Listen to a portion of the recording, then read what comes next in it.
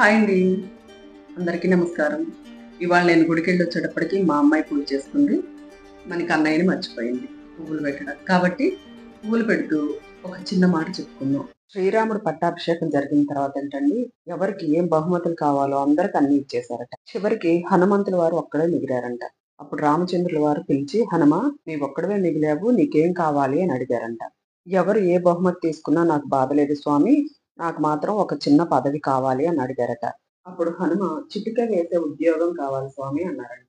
ఆ చిటిక వేసే ఉద్యోగం ఏంటంటే, ఇదివరకి ప్రభువునికి ఆవలింతలు వస్తే చిటిక వేయడానికి ఒకరిని నియమించుకునేవారు. వాళ్ళకి వాళ్ళు వేసుకునేవారు కాదు. అందుకని అలాంటి పదవి ఒకటి అప్పుడు ఉండేది.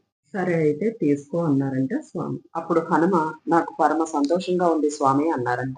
ఎందుకని హనుమ అని అడిగారంట స్వామి. అప్పుడు హనుమంతుల వారు, మీరు ఎప్పుడు ఆవలిస్తారో ఎవరికి తెలుసు స్వామి. అందుకనే నేనెప్పుడూ మీ పక్కనే ఉంటాను. మిమ్మల్ని చూస్తూ ఉంటాను అని అన్నారంట.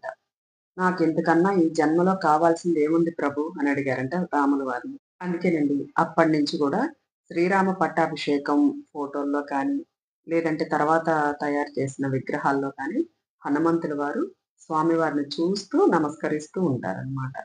ఎప్పుడు ఆయన ఆవలిస్తారా? ఎప్పుడు చిటికి వేద్దామా అని. చూసారా అండి?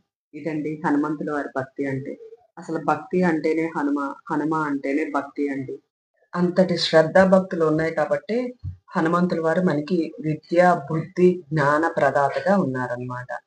అంతేకాదండి, ప్రతి శనివారం ఆంజనేయ స్వామిని పూజించటం వల్ల కానీ, లేదంటే ఆంజనేయ స్వామి ఆలయానికి వెళ్లి దర్శనం చేయటం వల్ల గానీ, శనైశ్వరుడికి సంబంధించిన బాధలు కూడా తొలగిపోతాయండి.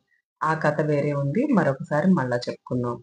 ఆంజనేయ స్వామి వారికి సంబంధించిన బోలెడన్ని కథలున్నాయండి. చాలా ఇంట్రెస్టింగ్‌గా ఉంటాయి. పిల్లలకైనా, పెద్దలకైనా.